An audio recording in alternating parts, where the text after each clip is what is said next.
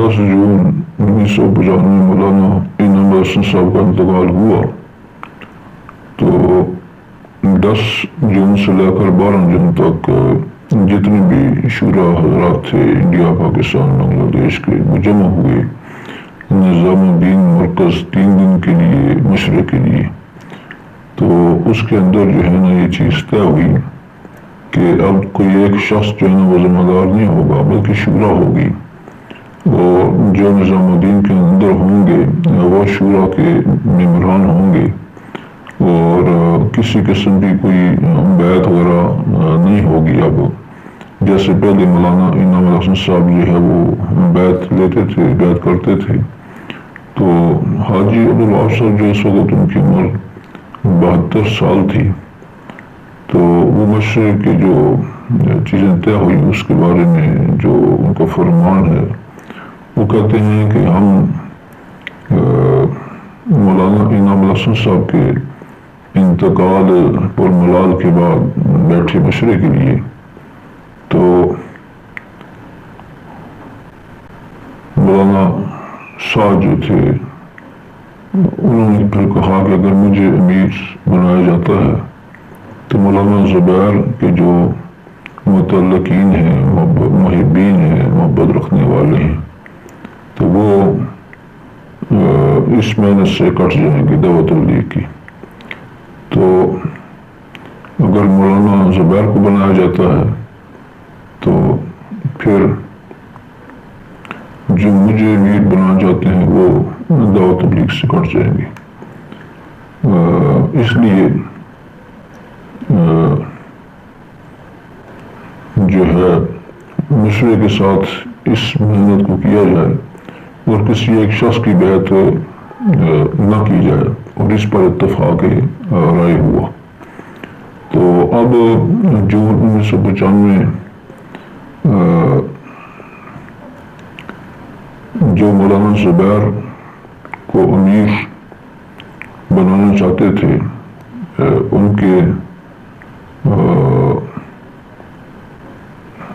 کو بھی ایک سمجھ دھچکا ہوا، اس بنا پر کہ مولانا زبیر جو ہے وہ اہل تھے اس عمارت کے کہ شورا مل کے ان کو امیر بنا دیتی، لیکن یہ ہے کہ اہلیت اس بنا پر کہ مولانا زبیر کو حضرت مولانا انعام الحسن صاحب کی بھی خلافت ملی تھی، اور مولانا زکریا رحمۃ اللہ علیہ کی طرف سے بھی، اور تبلیغ کے اندر ان کا ساتھ لگا ہوا تھا، تو کئی سفروں کے اندر بھی ساتھ رہے۔ تو سب سے اہم بندہ جو اس وقت وہ مولانا زبیر الحسن صاحب تھے، لیکن مولانا زبیر الحسن صاحب نے اس وقت کسی قسم کا جو ہے نا وہ افسوس کا اظہار نہیں کیا، اور اس بات پر کہ وہ ان کو امیر نہیں بنایا گیا، وہ انہوں نے کسی قسم کا رد عمل نہیں دیا۔ مولانا بلکہ زبیر صاحب نے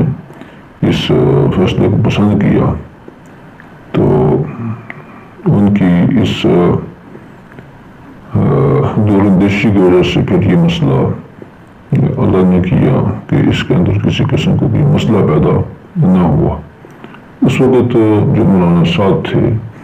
ان کی عمر 30 سال تھی، تو دعوت جو میراتی حضرات ہیں ان کے علاوہ باہر کی دنیا میں بھی مولانا صاحب کا اتنا اس طرح نام بارا نہ تھا۔ تو دوسری بات یہ ہے کہ جسے کہتے ہیں ایک اصلاحی تعلق بھی ان کا کسی شیخ کے ساتھ اس طرح نہ تھا جیسے مولانا زبیر صاحب کا اس وقت تھا۔ اور دوسری بات یہ کہ مولانا صاحب کسی سفر کے اندر بھی ابھی تک نہیں گئے تھے، تو سوائے اس کے کہ اجتماعات کے اندر شریک ہوں، وہ بلکہ یہ آتا ہے کہ انہوں نے کبھی چلہ بھی نہیں لگایا، چلہ بھی اللہ کے راستے میں خروج کے اندر جیسے دعوت تبلیغ کی ترتیب ہوتی ہے اس کے اندر بھی کبھی نہیں گئے۔ مولانا زبیر صاحب جو تھے وہ مقرر ہوئے شیخ الحدیث مدرسہ کاشف العلوم نظام الدین کے، باوجود ہے کہ مولانا زبیر صاحب کہ جن کو خلافت ملی ان کے والد کی طرف سے اور مولانا زکریا صاحب کی بھی طرف سے، اس کے باوجود بھی انہوں نے بیعت آگے سے نہیں لی لوگوں سے کہ یہ کہیں کہ میں مولانا زکریا صاحب سے بھی خلافت ملی یا والد صاحب سے بھی، تو اپنی پوری زندگی میں انہوں نے ایسا نہیں کیا۔ انہوں نے جو مشرق کے اندر چیز طے ہوئی مسئلہ تسلیم اس کے مشرق کے لیے خم کیا۔ 1996 میں جتنے بھی شورا کے جو ارکان تھے وہ سارے سفر کے اوپر نکلے۔ ایک لمبا سفر تھا سری لنکا سے آسٹریلیا، تو یہ اس سفر کے لیے اس لیے نکلے کہ یہ ایک ارادہ کیا ہوا تھا، مولانا انعام الحسن صاحب نے ایک فیصلہ کیا ہوا تھا کہ ہم نے سفر پر نکلنا ہے، تو اپنی فوتگی سے پہلے تو اگر وہ حیات ہوتے تو وہ اس سفر میں ساتھ ہوتے، لیکن اب چونکہ یہ فوت ہو گئے تھے تو اس کے بعد پھر یہ جماعت شورا کی نکلی، تو کئی مشورے اس سفر کے اندر ہوئے، تو 1996 اگست کے اندر مولانا اظہار الحسن صاحب کا انتقال ہوا۔ تو نظام الدین کے اندر یہ ہوتے تھے، تو وہ مسجد کے امام بھی تھے اور کاشف العلوم مدرسے کے جو ہے نا جو ہے محتمم بھی تھے، شیخ الحدیث تھے، اور اس کے علاوہ ان کی وفات کے بعد مولانا سعد جو تھے انہوں نے ان کے سپرد ہوا مرکز کا جو خزانے کا انتظام تھا وہ مولانا سعد کے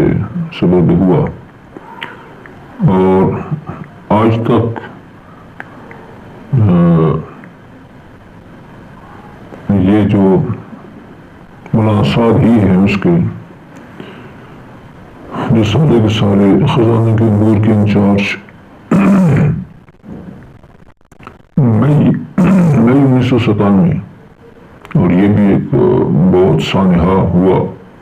مولانا عمر پالن پوری صاحب کہ جن کو تبلیغ کا متکلم کہا جاتا تھا، ان کا انتقال ہو گیا، اور یہ بہت بڑا ایک سانحہ تھا، بہت بڑا ایک واقعہ تھا۔ کیوں کہ مولانا عمر پالن پوری صاحب جو تھے بنیادی طور پر بیانات کرنا اور ڈیل کرنا، جو ڈیلیگیشن وغیرہ آتے تھے نظام الدین، تو خاص طور پر تو ان کے ساتھ جتنی بھی بات چیت ہوتی تھی مولانا انعام الحسن صاحب انہی کو آگے کرتے تھے، اور مستقل ایک سلسلہ کا بیان تھا وہ مولانا عمر پالن پوری صاحب کا نظام الدین مرکز میں ہوتا تھا۔ تو باقی بھی دنیا بھر کے اندر جو اجتماعات ہوتے تھے ان کے اندر جو اہم بیان ہوتا تھا مغرب کا وہ بھی مولانا عمر پالن پوری صاحب کا ہوتا تھا۔ تو اگست 1997 میں میاں جی محراب جو ہے ان کا بھی انتقال ہو گیا۔ یہ بھی جو شورا بنائی تھی مولانا انعام الحسن صاحب نے اس کے وہ رکن تھے۔ 1998 میں جتنے بھی شورا کے ممبر تھے وہ سارے کے سارے گئے سفر کے اوپر مختلف ملکوں میں، بہت ساری افریقہ کے جو ممالک ہیں، کینیا ہے، ملاوی، زمبیا، موزمبیق، ساؤتھ افریقہ، مڈغاسکر اور ماریشس۔ تو اس سفر کے دوران جو ہے وہ جو فیصل ہیں یا ذمہ دار ہیں وہ تبدیل ہوتے رہے، کبھی ایک کبھی دوسرا۔ 1999 18 اکتوبر تو یہ بھی ایک سانحہ ہوا، اور جو شورا بنائی تھی مولانا انعام الحسن صاحب نے، اس کے ایک اہم رکن حاجی عبد المقیت جو بنگلہ دیش کے تھے رحمۃ اللہ علیہ ہو گئے، تو ان کا انتقال ہو گیا۔ یہ بھی ایک عظیم سانحہ۔ یہ مولانا الیاس رحمۃ اللہ علیہ کے دور کے ساتھی تھے۔ تو ایک اور سانحہ ہوا پھر اگلے سال 15 نومبر 1999، جو مولانا سعید احمد خان صاحب تھے، یہ بھی اسی شورا کے ممبر تھے، مولانا انعام الحسن صاحب نے جو بنائی، تو ان کا بھی انتقال ہوا مدینہ منورہ میں، اور وہ جنت البقیع میں دفن ہوئے۔ 1999 میں 1999 تک جو 10 جو شورا کے حضرات ان میں سے 5 کا انتقال ہو چکا تھا۔ تو